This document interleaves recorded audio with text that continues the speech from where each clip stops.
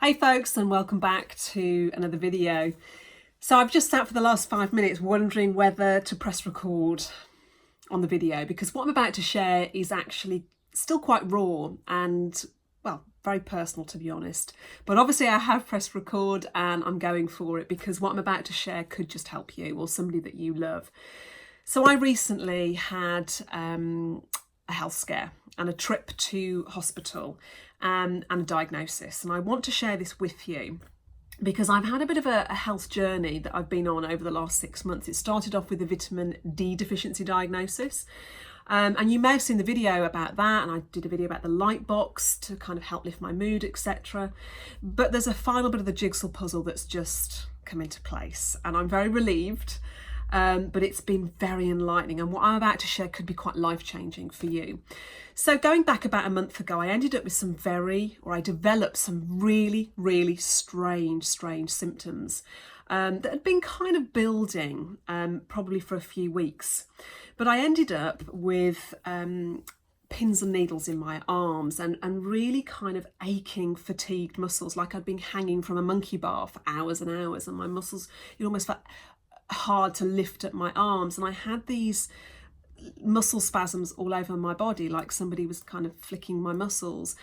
So I had these neurological symptoms, and then I had heart palpitations. It almost felt like my heart was beating out of my chest, and I felt nauseous and I was sweating, and then I had this awful brain fog where I just couldn't think straight. I couldn't focus for any more than a minute or so. I just basically, it felt like my body was shutting down. I just couldn't think or focus, and my body just felt completely weak. Now, it was scary, and you know, my husband knew there was something not right. I couldn't even get out of bed. I certainly couldn't drive. I just felt so dizzy. And it got to the Friday evening, after sort of suffering for probably 3 or 4 days with these symptoms.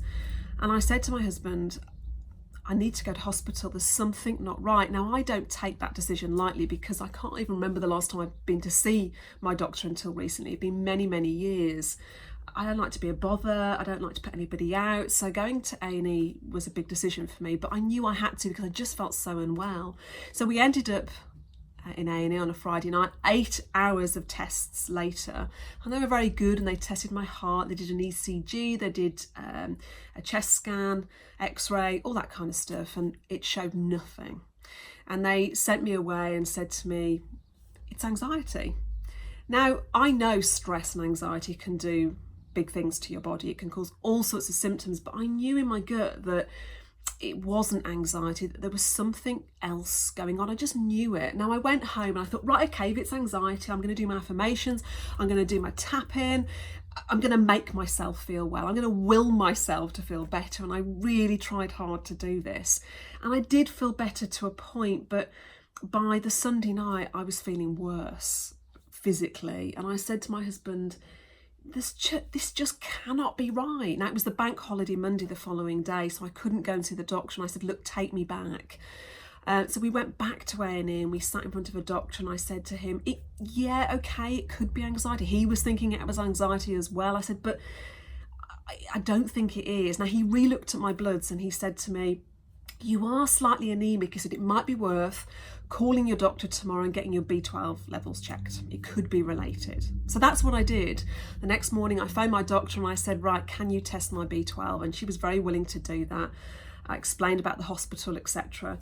So I had my B12 levels checked that morning, and then 2 days later they came back and basically showed a deficiency, or borderline deficiency. The doctor was very ambivalent about it. She was like, well, you know, it's not really.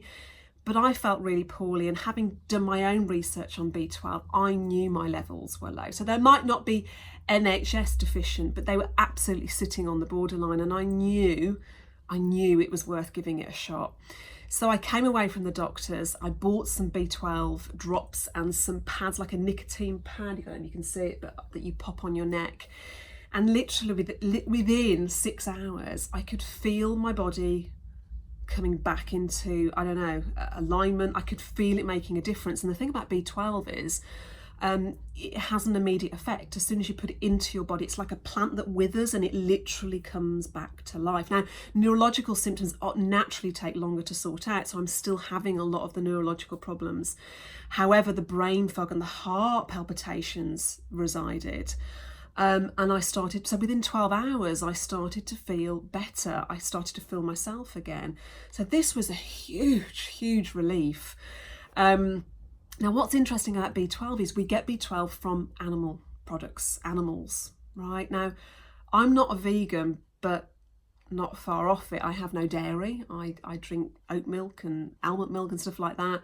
I don't do yogurts or anything like that. I don't eat meat very often at all. So I'm not surprised that I have developed a B12 deficiency because I don't eat much meat or dairy. So this was a massive sort of like, oh my God, okay, because apparently 75% of vegans are B12 deficient and 25% of vegetarians are B12 deficient. So this has been a bit of a wake-up call in terms of my diet and what I'm doing. So very, very interesting. Now, I'm still on this journey. And in fact, I went away a couple of weeks ago. We went away to Ibiza and I didn't take my B12 as regularly as I had been at home, and over the course of that week away my health went back downhill. I started getting the muscle spasms much more severely, the brain fog started to come back, the palpitations. So it made me realise that the recovery from this deficiency is going to take a while. In actual fact, I've probably been deficient for a very long time, and this could be, attributing to the rosacea and the skin issues, I don't know. But it could possibly be that sort of missing link in the jigsaw puzzle. I'm still on the journey. I'm still discovering, I'm still finding out as much as I can about B12 deficiencies. Now, I am not medically trained, nor do I want to be. I'm not here to give any advice whatsoever. I'm here to share my story with you because this might resonate with you. It might be something that, I trigger, for you to go and get checked out, to go and do your own research about some of the symptoms of B12 deficiency. But for me, it's been quite a life-changing month in terms of my health, my understanding about my body, about deficiencies and how severe they can be, and the impact that B12 deficiency can have on your body in terms of mentally, depression and brain fog, but also symptoms in your body. It's been quite profound for me. So I wanted to share this with you in hope that it gets you thinking about yourself or about someone that you love, and maybe you need to go and get your B12 levels checked. It's not a routine check in the NHS, so you need to ask for a B12 check, and you need to ask for active B12 in your system as well. That'll give you a really accurate reading. I reckon there are so many people walking around with B12 deficiencies that they don't know about. I reckon I've been deficient for years and years and years and not known, and it's just unfortunately got so bad that it's resulted in neurological symptoms, and I couldn't ignore them. They were so obvious that I had to kind of wake up and go, there's something wrong. And I'm really glad that I'm on the road to recovery. I've got a plan in place. I'm back to have bloods taken in a few months to see where I'm at. I'm absolutely sure those levels will have increased. So I wanted to share this with you, just to trigger you, to get you thinking. I hope this serves you. Go and do your own research. I'm just sharing my story with you. Go and speak to your doctor, have a look, find out more about this, because I reckon there are a lot of people out there that need to get this checked. And I hope this serves you. I wish you well on your journey, and I'll let you know how I'm getting on over the next few months, and I'll catch you again very soon in another video. Take care.